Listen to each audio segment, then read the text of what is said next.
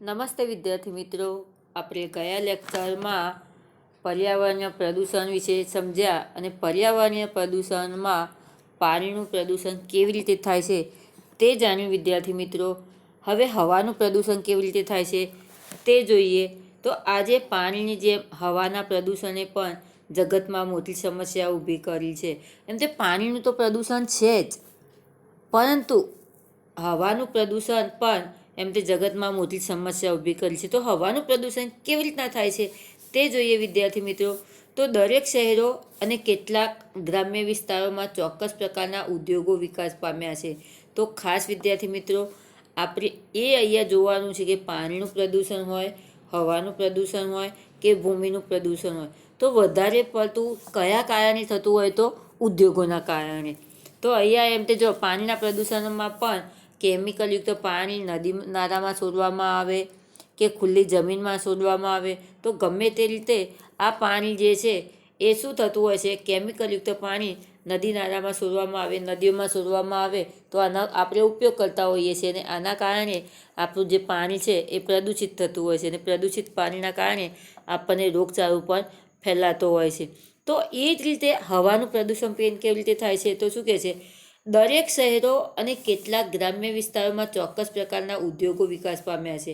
એમ તે શહેરોમાં તો ઉદ્યોગ ધંધા વિકાસ પામ્યા જ છે, પરંતુ અત્યારની મોંઘવારીના કારણે લોકો સિટીમાં ઉદ્યોગ ધંધા ન પોસાય તો ગ્રામ્ય વિસ્તારમાં જમીન લઈ અને ત્યાં શું કરી નાખતા હોય છે? ઉદ્યોગ ધંધા શરૂ કરી દેતા હોય છે. કારણ કે ગ્રામ્ય વિસ્તારમાં સિટીના પ્રમાણમાં ગ્રામ્ય ઉદ્યોગોમાં ગ્રામ્ય વિસ્તારમાં શું થતું હોય છે? જમીન આપણને થોડી સસ્તા ભાવે મળતી હોય, તો આના કારણે ઉદ્યોગપતિઓ જે હોય એ લોકો શું કરતા હોય કે ગ્રામ્ય વિસ્તાર જેવો વિસ્તાર હોય તો ત્યાં જગ્યાએ જઈ અને ઉદ્યોગ ધંધા શરૂ કરી નાખતા હોય છે. તો અહીંયા એમ તે ગ્રામ્ય વિસ્તારો હોય કે શહેરો હોય, ત્યાં અમુક પ્રકારના ચોક્કસ ઉદ્યોગ ધંધા વિકાસ પામેલા છે. ઉદ્યોગોમાંથી છોડવામાં આવતો ગેસ, ધુમાડો હવામાં ભળતા હવાનું પ્રદૂષણ થાય છે. ખાસ વિદ્યાર્થી મિત્રો, પાણીનું પ્રદૂષણ કેમિકલયુક્ત પાણી છોડવાથી થાય છે, જ્યારે હવાનું પ્રદૂષણ ઉદ્યોગોના કારણે કઈ રીતે થાય છે? તો એમાંથી નીકળતો જે ગેસ કે ધુમાડો હોય તે હવામાં એટલે કે વાતાવરણમાં ભળે અને આના કારણે હવાનું પ્રદૂષણ થાય છે. આજે ખનિજ તેલનો ઉપયોગ પણ ખૂબ જ વધી ગયો છે. એમ તે ખનિજ તરીકે આપણે પેટ્રોલ, ડીઝલ જે છે એ બધું શામાં આવે? ખનિજ તેલમાં આવે. તો એમ તે અત્યારે ખનિજ તેલનો ઉપયોગ વધી ગયો છે. પેટ્રોલ અને ડીઝલથી ચાલતા વાહનો હવામાં ધુમાડો અને વાયુઓ જેવા કે નાઇટ્રસ ઓક્સાઇડ, કાર્બન મોનોક્સાઇડ, બેન્ઝોપાયરિયન અને કાર્બન ડાયોક્સાઇડ ભેળવે છે. ખાસ વિદ્યાર્થી મિત્રો, અહીંયા તમારા માટે ટૂંકો અગત્યનો પ્રશ્ન કે ખનિજ તેલથી પેટ્રોલ અને ડીઝલથી ચાલતા વાહનો દ્વારા કયા વાયુઓ વાતાવરણમાં ભળે છે કે કયા વાયુઓ હવામાં ભળે છે? તો ખાસ પેટ્રોલ અને ડીઝલથી ચાલતા જે વાહનો છે, તો આ વાહનોના ધુમાડાથી નાઇટ્રસ ઓક્સાઇડ, કાર્બન મોનોક્સાઇડ, બેન્ઝોપાયરિયન અને કાર્બન ડાયોક્સાઇડ જેવા વાયુઓ જે છે એ શું થતા હોય છે? હવામાં ભળે છે. અને હવામાં ભળવાથી હવા શું થતી હોય છે?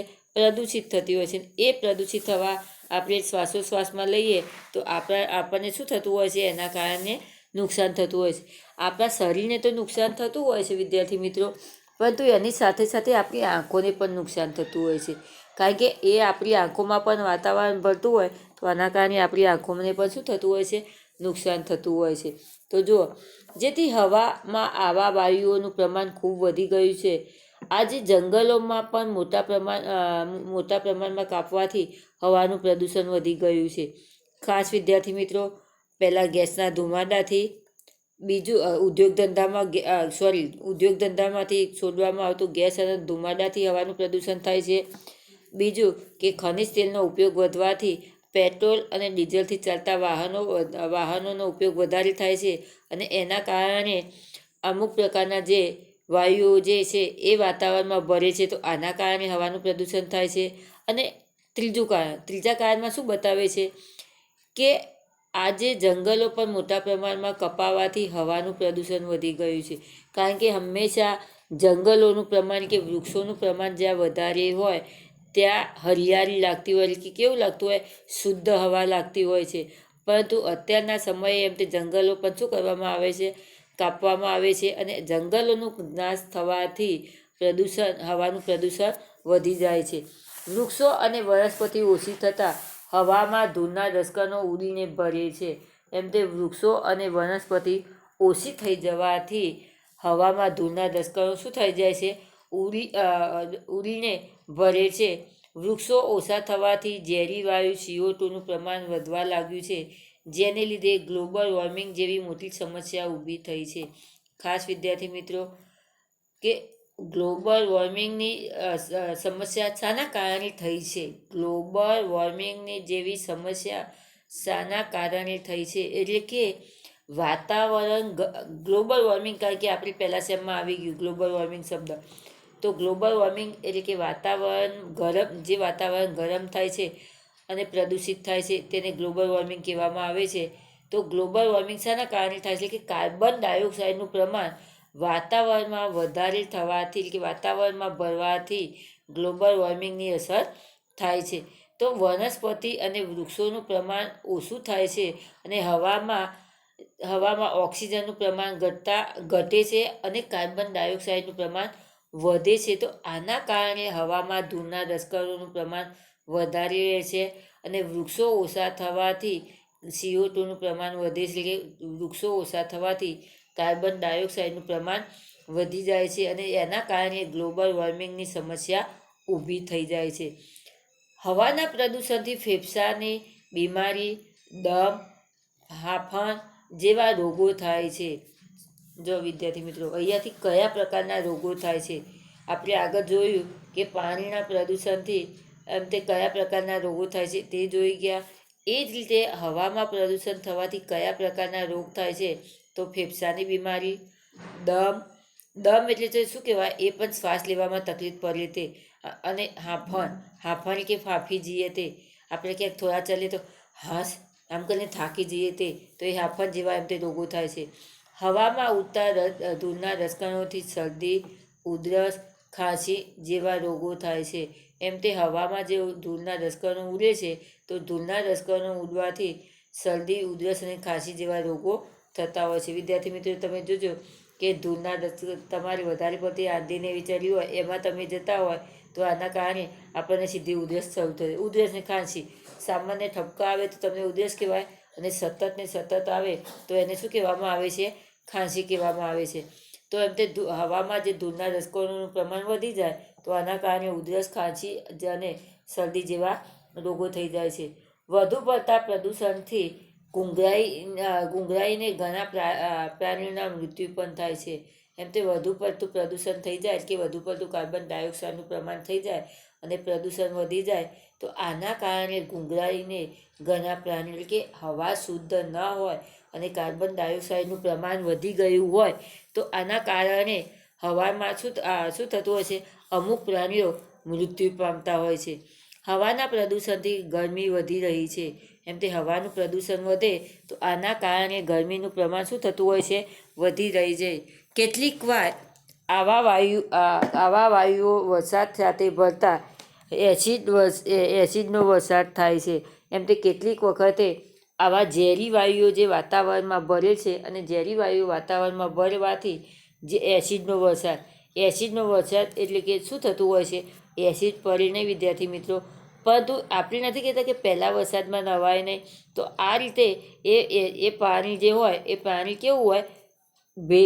એ પ્રદૂષિત યુક્ત પાણી હોય તો આના કારણે એ પાણી આપણને શું થતું હોય છે? નુકસાનકારક હોય છે. તો હવામાં પણ એમ તે આવા વાયુઓનું પ્રમાણ હવામાં આવા ઝેરી વાયુઓનું પ્રમાણ વધવાથી જ્યારે વરસાદ આવે તો વરસાદમાં શું થતું હોય છે? એસિડનો વરસાદ પડતો હોય છે, કે ઝેરી પ્રદૂષિત પાણી આવતું હોય છે વરસાદનું પણ, જે વનસ્પતિ અને પ્રાણીઓને પણ ખૂબ મોટું નુકસાન કરે છે. એટલે કે જે આ પ્રદૂષિત યુક્ત પાણી જે છે તે પ્રદૂષિત યુક્ત પાણી જે વરસાદનું પડે છે તો આના કારણે આપણી જે વનસ્પતિ છે વનસ્પતિ અને પ્રાણીઓ એને શું થતું હોય છે, ખૂબ જ નુકસાન થતું હોય છે. હવાનું પ્રદૂષણ અટકાવવા ઉદ્યોગો માટે કેટલાક નિયમો બનાવી તેનો ચુસ્તપણે અમલ કરવો જોઈએ. ખાસ વિદ્યાર્થી મિત્રો, અહીંયા પરીક્ષામાં તમારી ટોપિક કે પાણીનું પ્રદૂષણ કેવી રીતના થાય, તેને અટકાવવા માટે કયા ઉપયોગો કરવા જોઈએ, હવાનું પ્રદૂષણ કેવી રીતે થાય, તેને અટકાવવા માટેના કયા ઉપયોગો કરવા જોઈએ. તો પરીક્ષામાં કદાચ પાણીનું પ્રદૂષણ કેવી રીતના થાય છે એ રીતે પ્રશ્ન આવે, પાણીને પ્રદૂષિત થતું અટકાવવાના ઉપયોગો જણાવો એ રીતે પ્રશ્ન આવે, હવાનું પ્રદૂષણ કેવી રીતે થાય છે તે આવે, હવાનું પ્રદૂષણ અટકાવવા માટેના ઉપયોગો કયા છે તે આવે. તો નીચેના તમારા જે શબ્દો આવે એ શું હોય છે, તમારે પાણીનું પ્રદૂષણ અટકાવવા માટે કેવી રીતે સરકારી પગલાં ભરવા જોઈએ તે, હવાનું પ્રદૂષણ અટકાવવા માટે કયા નિયમોનું પાલન કરવું જોઈએ તે, આપણે છેલ્લો જે ફકરો આવે તે એના ઉપયોગો છે. તો હવાનું પ્રદૂષણ અટકાવવા ઉદ્યોગો માટે કેટલાક નિયમો બનાવી તેનો ચુસ્તપણે અમલ કરવો જોઈએ. એમ તે હવાનું પ્રદૂષણ અટકાવવા માટે પણ ઉદ્યોગો માટે કેટલાક નિયમોનું પાલન કરવું જોઈએ. પાણીમાં પણ એ રીતે ઉદ્યોગોના પ્રદૂષણ અટકાવવા માટે ઉદ્યોગો માટે ચુસ્ત નિયમ બનાવવો જોઈએ. હવામાં પણ પ્રદૂષણ અટકાવવા માટે ઉદ્યોગો માટે કેટલાક નિયમોનું ચુસ્તપણે અમલ કરવો જોઈએ. યોગ્ય પ્રમાણમાં ધુમાડો કે ઝેરી ગેસ ફિલ્ટર થાય તેવા સાધનો વિકસાવવા જોઈએ.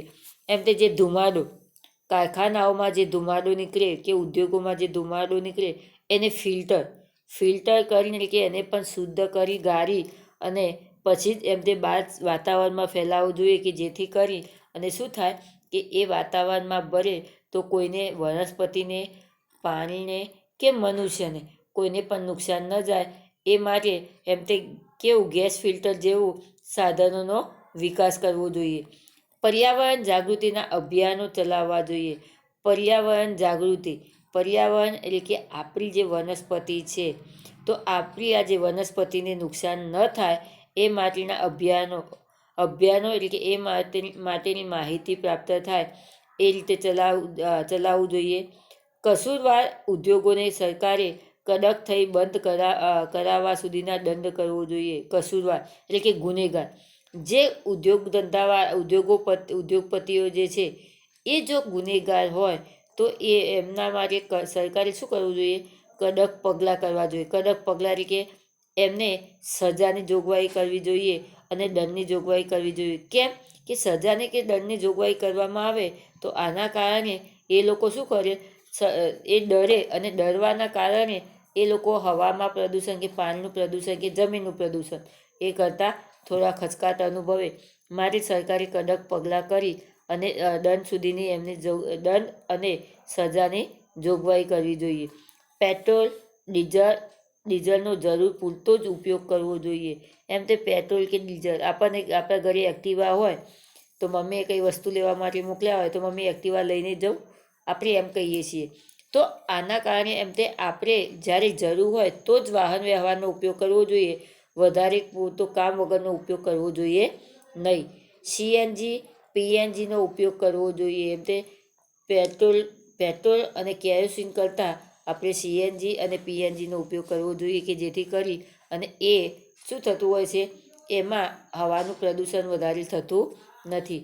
વાહનોમાં પીયુસીનો કડક અમલ કરાવવો જોઈએ. ખાસ વિદ્યાર્થી મિત્રો, પીયુસી તો વાહનોમાં પીયુસીનો કડક અમલ કેમ કે પીયુસી એટલે કે એ લોકો આપણી જે મશીનરી છે એ મશીનરીને ચેક કરે અને જો મશીનરી ચેક ન કરી હોય, આપણી મશીનરીમાં થોડી ફોલ્ટ હોય તો આપણે સર્વિસ કરાવવી જોઈએ. આપણા સાધનને સર્વિસ કરાવવી જોઈએ.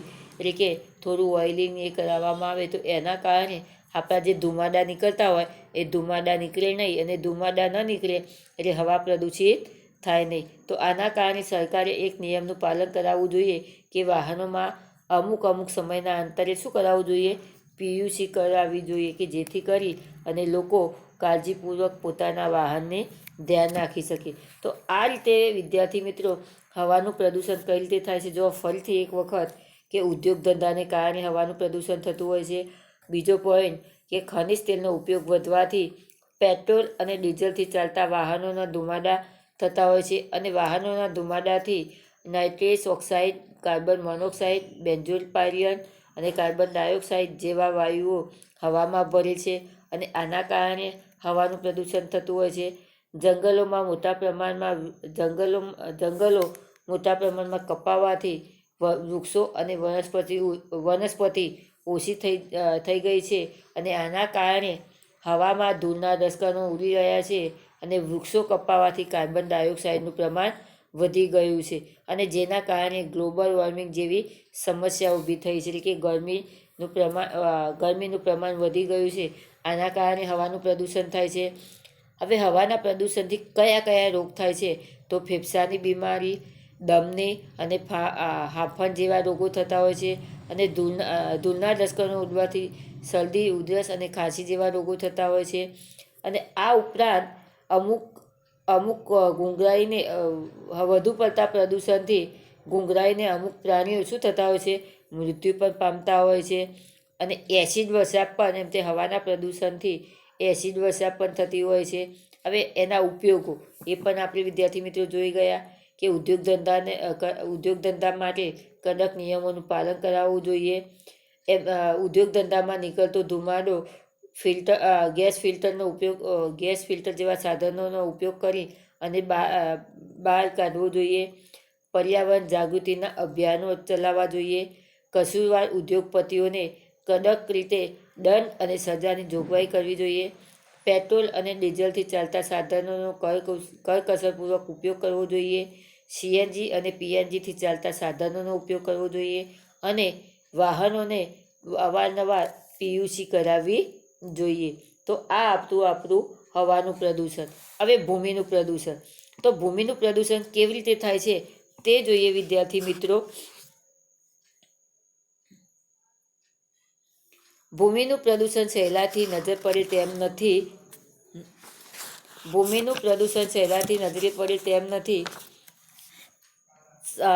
નથી છતાં આજે વિકસતા વિશ્વમાં ભૂમિનું પ્રદૂષણ ખૂબ મોટા પ્રમાણમાં વધવા પામ્યું છે. એમ કે પાણીનું અને હવાનું પ્રદૂષણ તો આપણને ખબર પડી કે પાણી આપણને સીધા પીવાથી કે નુકસાન થાય છે. તો આના કારણે હવાનું પ્રદૂષણ આપણને શું કરીએ છીએ? શ્વાસોશ્વાસની ક્રિયાના કારણે હવાનું પ્રદૂષણ થાય છે તે આપણને ખબર પડે છે. પરંતુ ભૂમિનું પ્રદૂષણ થાય છે એ આપણને જલ્દી ખબર પડતી નથી. પરંતુ અત્યારના સમયમાં ભૂમિનું પ્રદૂષણ થાય છે એ પણ ખૂબ જ એ પણ આપણને શું થતું હોય છે? ખ્યાલ આવી જાય છે. તો કઈ રીતે ભૂમિનું પ્રદૂષણ થાય છે તે જોઈએ વિદ્યાર્થી મિત્રો. તો ભૂમિનું પ્રદૂષણ સહેલાઈથી નજરે પડે તેમ નથી છતાં આજે વિકસતા વિશ્વમાં ભૂમિનું પ્રદૂષણ ખૂબ મોટા પ્રમાણમાં વધવા લાગ્યું છે. વિકસેલા ઉદ્યોગો અને ગટરના પાણી ખુલ્લી જમીન પર છોડી દેવાતા તે જમીનને બગાડે છે. ખાસ વિદ્યાર્થી મિત્રો, કઈ રીતે ભૂમિનું પ્રદૂષણ થાય છે? તો અત્યારના સમયમાં વિકાસ પામેલા ઉદ્યોગો અને ગટરના પાણી જે ખુલ્લી જમીનમાં છોડી દેવામાં આવે છે, તો આના કારણે શું થતું હોય છે? જમીન બગડે છે કે જમીનને નુકસાન થાય છે. ઉદ્યોગો કે કારખાનાવાળા જરૂર હોય તેના કરતાં વધુ જમીન પ્રાપ્ત કરે છે. પાછું બીજું વિદ્યાર્થી મિત્રો કે અત્યારના સમયમાં જ્યાં જોવા ત્યાં ખેતી લાયક જમીન ઓછી અને ત્યાં ઉદ્યોગ ધંધા કે શું કરતા હોય છે? બિલ્ડરો કોઈના કોઈ સ્કીમ મૂકી અને બાંધકામ કરી દેતા હોય છે. તો આના કારણે એમ તે ઉદ્યોગો કે કારખાનાવાળા જરૂર ન હોય છતાં પણ વધુ જમીન પ્રાપ્ત કરી અને એ જમીનને શું કરી નાખતા હોય છે? પ્રદૂષિત કરી નાખતા હોય છે. જે એમના કહેવા પ્રમાણે ભવિષ્યના વિકાસ માટે હોય છે. એમ તે ભવિષ્ય માટે ખરીદી કરી અને જમીન શું કરતા હોય છે? પોતે ખેડૂતો પાસેથી સસ્તા ભાવે લઈ લેતા હોય છે. ઉદ્યોગોનો વિકાસ સારી ખેતીલાયક જમીન ઉપર થાય છે. એમ તે આ ઉદ્યોગો અત્યારના જે ઉદ્યોગો છે, કારણ કે અત્યારે અહીંયા વિદ્યાર્થી મિત્રો આપણે જોઈએ કે અહીંયાથી ગાંધીનગર સુધી જઈએ ક્યાંય લગભગ આપણને ક્યાંય ખેતીલાયક જમીન દેખાતી નથી. કેમ કે ખેતીલાયક જમીનના બદલે આપણે જ્યાં જોઈએ ત્યાં શું હોય છે? બિલ્ડિંગો ઊભી કરી દેવામાં આવેલી છે. અમદાવાદમાં તો આપણને ક્યાંય જમીન નથી દેખાતી. આખા અમદાવાદમાં જ્યાં જુઓ ત્યાં ખાલી મકાનો અને ઉદ્યોગ ધંધા દેખાતા હોય છે. પરંતુ અત્યારે આપણું અમદાવાદ અને ગાંધીનગરની વચ્ચે જઈએ તો ક્યાંય આપણને એવું ન લાગે કે અમદાવાદ અને ગાંધીનગર અલગ છે. કારણ કે અહીંયાથી તમે ઘરેથી નીકળો છેક ગાંધીનગર સુધી જાઓ વિદ્યાર્થી મિત્રો, તો ત્યાં શું થતું હોય છે કે માત્ર બાંધકામ જ દેખાતું હોય છે, ક્યાંય વાવેતર લાયક એટલે કે ખેતી લાયક જમીન દેખાતી નથી. તો ઉદ્યોગોનો વિકાસ સારી રીતે ખેતી લાયક જમીન ઉપર થાય છે ત્યારે જમીનને નુકસાન કરે છે. એમ તે આ ખેતીલાયક જમીન ઉપર ઉદ્યોગો થાય છે, આના કારણે ખેતીલાયક જમીન જે છે એ શું થતું હોય છે, નુકસાન થાય છે. ઉદ્યોગો પોતાનો નકામો ઘન કચરો જમીનમાં નાખી રાખે છે. એમ તે ઉદ્યોગપતિઓ જે હોય છે તો એ લોકો ઉદ્યોગોવાળા જે છે એ પોતાનો ઘન કચરો એટલે કે આપણા એમના જે ટુકડા હોય, લોખંડના ટુકડા હોય કે આ બધો જે કચરો હોય એ કચરો ક્યાં રાખે છે, જમીનમાં નાખી રાખે છે. કારણ કે એમને જે બાંધકામ હોય, બાંધકામની બહાર એ શું કરી નાખતા હોય છે, આવો જ કચરો, નકામો કચરો જે બહાર ઢગલો કરી રાખતા હોય છે. આ જે પોલિથીન એટલે કે પ્લાસ્ટિકનો ઉપયોગ ખૂબ જ મોટા પ્રમાણમાં થવા લાગ્યો છે. કારણ કે વિદ્યાર્થી મિત્રો, આ ટૉપિક મેઇન મહત્ત્વનો છે કે સરકાર આપણને વારંવાર કહેવા છતાં કે પોલિથીનનો ઉપયોગ ન કરવો જોઈએ. કારણ કે વિદ્યાર્થી મિત્રો કે હંમેશા પ્લાસ્ટિક એક ઝેર બરાબર છે અને આ પ્લાસ્ટિકનો ઉપયોગ આપણે કેટલો અધર કરીએ છીએ. કોઈ પણ વસ્તુ લઈએ તો પ્લાસ્ટિકની, પોલિથીન તો ગમે તે શાક લેવા ગયા હોય કે કોઈ વસ્તુ લેવા ગયા હોય તો ડાયરેક્ટ આપણને શામાં આપે છે, પ્લાસ્ટિકની થેલીમાં આપે છે. તો પોલિથીનનો ઉપયોગ ખૂબ જ મોટા પ્રમાણમાં થવા લાગ્યો છે. પ્લાસ્ટિક જમીનમાં ભળતું નથી અને જમીન બગાડે છે. ખાસ આ પ્લાસ્ટિકની જે વસ્તુ છે કે પ્લાસ્ટિકની પોલિથીન જે છે એ જમીનમાં મિશ્રણ થઈ જતું નથી અને જમીનને શું કરે છે, બગાડે છે. વિદ્યાર્થી મિત્રો, આપણે જોઈએ કે આપણી મમ્મી માર્કેટમાં ગઈ હોય અને માર્કેટમાંથી શાક લાવી હોય તો એ પોલિથીન આપણે સીધી ક્યાં મૂકે છે, ફ્રીજમાં. અને જ્યારે શાક કટિંગ કરીએ અને કટિંગ સાથે આપણે જે કચરો હોય એ પોલિથીન સાથે શું કરી નાખીએ છીએ, સીધો આપણે બહાર ફેંકી દેતા હોઈએ છીએ. પરંતુ આપણે એટલું નથી વિચારતા કે આ પોલિથીન બે રીતે નુકસાન કરે કે આપણે જે એની અંદર કચરો સાથે એ બહાર નાખતા હોઈએ તો ગાય જેવા પ્રાણીઓ જે છે તો એ સીધો શું કરે છે, ખાવા માટે તેનો ઉપયોગ કરે છે. હવે એ સીધા પોલિથીન સાથે ખાય તો ખરેખર પ્લાસ્ટિક એક ઝેર જેવી વસ્તુ છે. તો એ જ્યારે એની સાથે ખાય તો એક ગાયને પણ નુકસાન થતું હોય છે અને એની સાથે જો એ પોલિથીન સીધું જમીનમાં ભળે તો જમીનને પણ શું થતું હોય છે, નુકસાન થતું હોય છે. તો આના કારણે આપણે હંમેશા શું કરવું જોઈએ કે પ્લાસ્ટિકનો ઉપયોગ એટલે કે પોલિથીનનો ઉપયોગ ઓછો કરવો જોઈએ.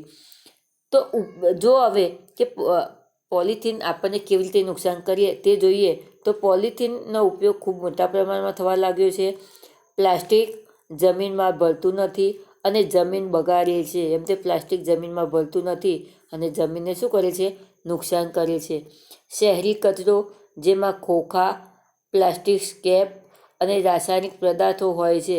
એમ તે અહીંયા શહેરી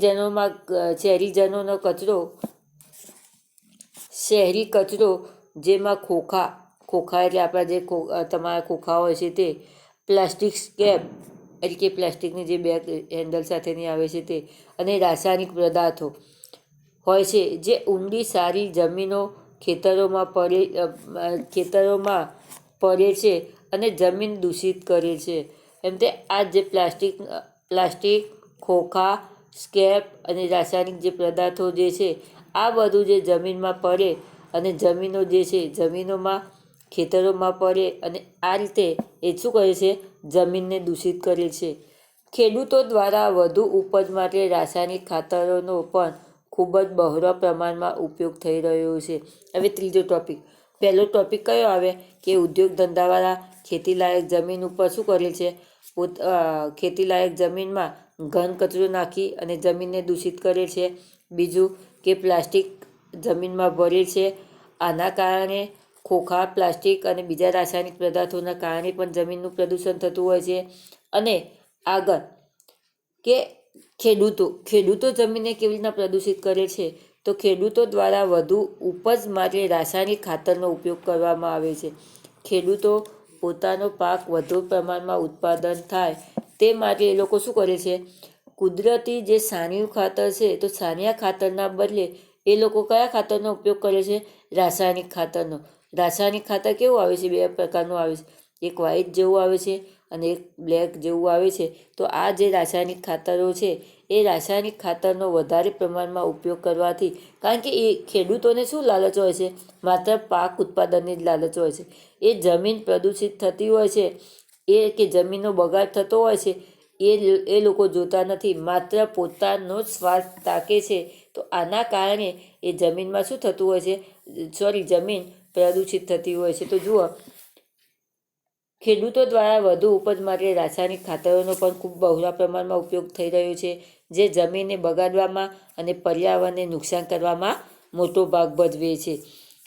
પ્રદૂષણ એક એવી ચાઇનીઝ છે જેને તોડવા માટે તમે પહેલું કયું કામ કરશો?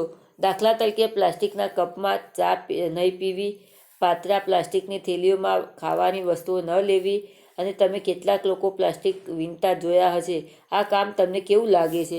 તો વિદ્યાર્થી મિત્રો, અહીંયા આપણે એક વિચારવા જેવું આપણને ઉદાહરણ આપ્યું છે કે પ્રદૂષણ એક એવી શું છે? એક સમસ્યા છે.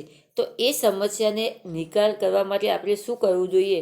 તો એને એમ તે પ્લાસ્ટિકના કપ છે, એની અંદર આપણે જે ચા પીતા હોઈએ તો એમાં ચા નહીં પીવી, અને આપણા જે પ્લાસ્ટિકના પાતળી થેલીઓ છે એમાં જે ખાવાની વસ્તુઓ લેવી જોઈએ નહીં, કારણ કે આપણને શાકવાળા કે આપણે કોઈ દુકાનમાં જઈએ અને એ વસ્તુઓ આપતા હોય છે પ્લાસ્ટિકની થેલીઓમાં, તો એ આપણે લેવી જોઈએ નહીં.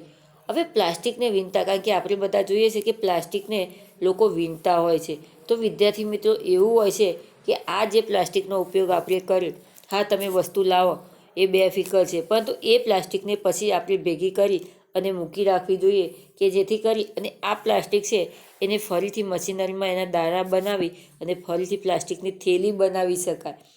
પરંતુ જો એને જમીનમાં ભેળવવામાં આવે તો એનાથી જમીન શું થતી હોય છે? નુકસાન થતી હોય છે. તો આ કારણે એમ તે કેટલાક લોકો જે પ્લાસ્ટિકની થેલી વીણતા હોય છે તો એનું ફરીથી રિસાયકલ કરી અને ફરીથી શું કરવામાં આવે છે? કામમાં ઉપયોગમાં લેવામાં આવતું હોય છે. આજે ઉદ્યોગોના અને ગટરોના પાણીનો ઉપયોગ ઉપજાઉ જમીનમાં થવાથી તેમાં પાકતા અનાજ, શાકભાજી દૂષિત થઈ જાય છે. તો વિદ્યાર્થી મિત્રો, અહીંયા ફરીથી કેમ તે જમીન કેવી રીતના પ્રદૂષિત થાય છે?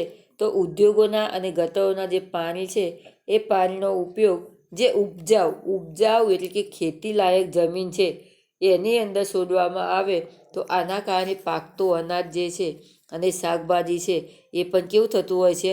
દૂષિત થાય છે, અને જેના લીધે ક્ષય અને હાડકાના રોગો થાય છે. કારણ કે ગંદા પાણીનો ઉપયોગ આપણે શું કરતા હોઈએ છીએ? ખેતી જે આપણે વાવેતર કરેલું હોય એની અંદર એવા ગંદા ઉદ્યોગ ધંધાનું પાણી આપણે ઉપયોગમાં લઈએ અને એની અંદરથી જે પાકતા અનાજ અને જે શાકભાજીને ફળો છે, તો આના કારણે આપણે એ અનાજ, શાકભાજી, કારણ કે આપણને તો ખબર નથી કે એમાં કયા પાણીનો ઉપયોગ કરવામાં આવેલો છે. માત્ર આપણે તો તૈયાર થયેલો જે પાક હોય એ જ જોતા હોઈએ છીએ, પરંતુ આગળ જતાં આવા જે પાક કે શાકભાજી ખાવાથી એમ તે ક્ષય અને હાડકાના રોગો થતા હોય છે. ઉપજાઉ જમીન ઓછી થતાં અનાજની તંગી સર્જવાની શક્યતાઓ ઊભી થઈ છે. ઉપજાઉ જમીન ઓછી થતાં એટલે કે આવી ખેતીલાયક જમીન જે છે એ ઓછી થઈ ગઈ છે, અને આના કારણે અનાજની તંગી એટલે કે અનાજનું ઉત્પાદન ઓછું થવા લાગ્યું છે. જમીનમાં તે ઉમેરાતા પ્લાસ્ટિક અને કારખાનાના પાણી સૂક્ષ્મ જીવાણુઓ નાશ પામે છે. એમ તે જમીનમાં જે પ્લાસ્ટિક જે છે અને કારખાનાનું પાણી જે છે એ જમીનમાં ઊંડે સુધી જમીનમાં મિશ્રણ થાય છે. તો આના કારણે જમીનમાં રહેલા જે સૂક્ષ્મ જીવાણુઓ છે એ પણ નાશ થાય છે. અને વિદ્યાર્થી મિત્રો, કે આ જમીનમાં જે સૂક્ષ્મ જીવાણુઓ છે, તો આ સૂક્ષ્મ જીવાણુઓ આપણા માટે કેવા છે? ખેડૂતો માટે ઉપયોગી છે. કેમ કે આવા જે સૂક્ષ્મ જીવાણુ, દાખલા તરીકે શું કહેવાય, તમારા અરસિયા, કે એ જમીનને શું કરતા હોય છે? પોચી બનાવતા હોય છે. તો આ રીતે જે સૂક્ષ્મ જીવાણુઓ જે છે, તો એ જ સૂક્ષ્મ જીવાણુઓ એમ તે આ પ્રદૂષિત જમીન થવાથી એ નાશ પામે છે, અને આના કારણે આપણને પણ શું થતું હોય છે? નુકસાન થતું હોય છે. તો આના કારણે ઉદ્યોગોનો ઘન કચરો પણ સૂક્ષ્મ જીવાણુઓ માટે ઘાતકી બની ગયો છે. એમ તે ઉદ્યોગોનો જે ઘન કચરો છે એ પણ આ સૂક્ષ્મ જીવાણુઓ માટે શું થયું છે? ઘાતકી એટલે કે નુકસાનકારક બની ગયું છે. કેમ કે આ લોકો શું હોય, અળસિયા છે કે આવા જે જીવાણુઓ છે એ લોકોને માત્ર શુદ્ધ જમીન, જે ફળદ્રુપ જમીન હોય એમાં ફરતા હોય છે. પરંતુ આ જેવો કચરો કે કેમિકલયુક્ત જે કચરો છે એ કચરો જ્યારે જમીનમાં ભરે ત્યારે આ લોકોની શ્વાસોશ્વાસમાં શું થતું હોય છે?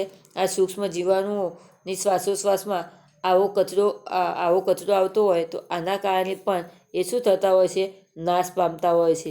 આ જીવાણુઓ જમીનને ઉપજાઉ બનાવે છે.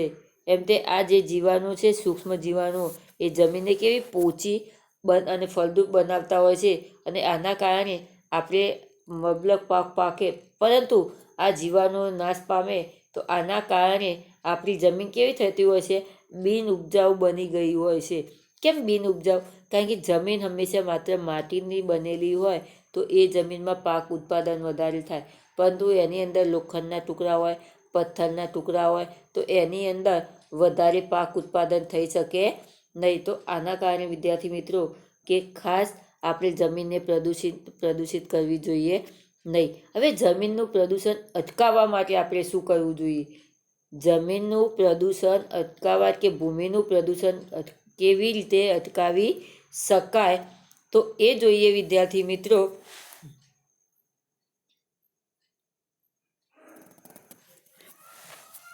તો એની અંદર આપણે ભૂમિ પ્રદૂષણ અટકાવી શકીએ તેમ છીએ. એમ તે આપણે ભૂમિનું પ્રદૂષણ પણ અટકાવી શકીએ. પરંતુ કેવી રીતે અટકાવી શકીએ? કે આપણે પ્લાસ્ટિક અને કેમિકલનો ઉપયોગ જરૂર પૂરતો જ કરવો જોઈએ. એમ તે આપણે પ્લાસ્ટિક અને કેમિકલનો જે ઉપયોગ છે આ ઉદ્યોગ ધંધામાં અને તમારે પ્લાસ્ટિકનો ઉપયોગ કરો, પરંતુ કેટલો જરૂર હોય એટલો, બિનજરૂર એનો ઉપયોગ કરવો ન જોઈએ. ઉપજાઉ જમીનમાં ઉદ્યોગો સ્થાપવા ન જોઈએ. નંબર 2, પહેલો ઉપયોગ કયો? કે પ્લાસ્ટિક અને કેમિકલનો ઉપયોગ જરૂર પૂરતો કરવો જોઈએ. નંબર 2, ઉપજાઉ જમીનમાં ઉદ્યોગો સ્થાપવા ન જોઈએ. એમ તે જે ખેતીલાયક જમીન, ઉપજાઉ એટલે કે ખેતીલાયક, તો ખેતીલાયક જે જમીન છે એમાં ઉદ્યોગ શું કરવા જોઈએ? ઉદ્યોગો સ્થાપવા જોઈએ નહીં. કારણ કે એમાં ખેતી જ કરવા દેવી જોઈએ. હા, તમારી જે જમીન ઉપજાઉ ન હોય કે ખેતીલાયક ન હોય એમાં ઉદ્યોગ ધંધા સ્થાપો તો વાંધો ન આવે, પરંતુ ખેતીલાયક જમીનમાં ઉદ્યોગો સ્થાપવા જોઈએ નહીં. નંબર 3, પર્યાવરણનું જતન કરવું જોઈએ. પર્યાવરણ એટલે કે વૃક્ષો, વનસ્પતિ અને જે પશુ પંખીઓ છે એનું શું કરવું જોઈએ? આપણે જતન કરવું જોઈએ એટલે કે રક્ષણ કરવું જોઈએ. નંબર 4, રાસાયણિક ખાતરને બદલે જૈવિક ખાતરો, દેશી ખાતરો વાપરવા જોઈએ. એમ શું કહે છે? રાસાયણિક ખાતરો જે છે એના બદલે જૈવિક ખાતરો અને દેશી એટલે કે કુદરતી ખાતરો અને જે આપણે બનાવેલા છે આપણી રીતે. જૈવિક ખાતરોમાં શું આવે? તમારા જાત પાંદડા છે એ બધાનું મિશ્રણ કરી અને જે બનાવવામાં આવે એ જૈવિક ખાતરો કહેવાય. તો આવા જૈવિક અને દેશી ખાતરો એટલે કે કુદરતી ખાતરો છે એનો ઉપયોગ કરવો જોઈએ. નંબર 5, જંતુનાશક દવાઓ ઓછા પ્રમાણમાં ઉપયોગમાં લેવી જોઈએ.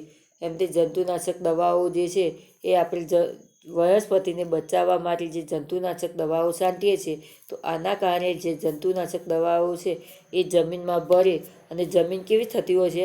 પ્રદૂષિત થતી હોય છે. તો આના કારણે આપણે જંતુનાશક દવાઓનો શું કરવું જોઈએ? ઓછો ઉપયોગ કરવો જોઈએ. નકામા પ્લાસ્ટિક અને ઘન કચરાને બાળીને રિસાયકલ કરી તેનો નાશ કરી ફરીવાર ઉપયોગ કરવો જોઈએ. જો હમણાં મેં તમને કહ્યું એમ કે નકામી જે પ્લાસ્ટિકની થેલી છે અને જે ઘન કચરો છે એને બાળી અને ફરીથી રિસાયકલ કરી અને ફરીથી તેનો શું કરવો જોઈએ? ઉપયોગ કરવો જોઈએ. પરંપરાગત સ્ત્રોતોનો ઉપયોગ કરવો જોઈએ. પરંપરાગત એટલે કે ફરીથી એનો શું કરવો જોઈએ? ઉપયોગ કરવો જોઈએ. જેમ કે લીલો પદ્વાસ, નવી ટેકનોલોજીનો ઉપયોગ કરવો જોઈએ. એમ તે લીલો પદ્વાસ એટલે મેં તમને હમણાં કહ્યું કે જે આ પાંદડાઓ છે ખેતીનો આપણે જે ખેતી કરીએ તો ખેતીનો જે કચરો થયો હોય તે, અને જે આ લીલો પદવાસ એટલે કે જે પાંદડાને કોવાયેલા હોય અને એમાંથી જે ખાતર બનાવવામાં આવે તે, તો આવા લીલા પદવાસની ટેકનોલોજી કરી અને તેવા ખાતરનો ઉપયોગ કરવો જોઈએ, જે પાણી પણ બચાવે અને પ્રદૂષણ પણ રોકે, જેમને ટપક સિંચાઈ પદ્ધતિ કહેવાય. એમ તે લીલો પદવાસ જેવું કરો તો આના કારણે એમ તે આપણે શું કરીએ, એ પાણી પણ બચાવે. એટલે પાણીની પણ શું કરે, પાણીનો પણ વધારે ઉપયોગ ન કરવો જોઈએ. પાણીનો પણ આના કારણે વધારે ઉપયોગ ન થાય. અને ટપક સિંચાઈ પદ્ધતિ એટલે કે સીધી એક પાઇપ મૂકી દેવામાં આવે, એમાં નાના જ્યાં વનસ્પતિ હોય ત્યાં નાના હોલ મૂકેલા હોય, તો આમાંથી સામાન્ય ફુવારા જેવું શું આવતું હોય, પાણી એ તમારા વનસ્પતિને આવતું હોય. તો આના કારણે પાણીની પણ શું થતી હોય છે, બચત થતી હોય છે. તો આ રીતે વિદ્યાર્થી મિત્રો આપણે જોયું કે હવાનું પ્રદૂષણ કેવી રીતે થાય છે અને જમીનનું પ્રદૂષણ કેવી રીતે થાય છે તે જોયું. હવે ધ્વનિનું પ્રદૂષણ કેવી રીતે થાય છે તે આવતા લેક્ચરમાં જોઈશું. ધન્યવાદ.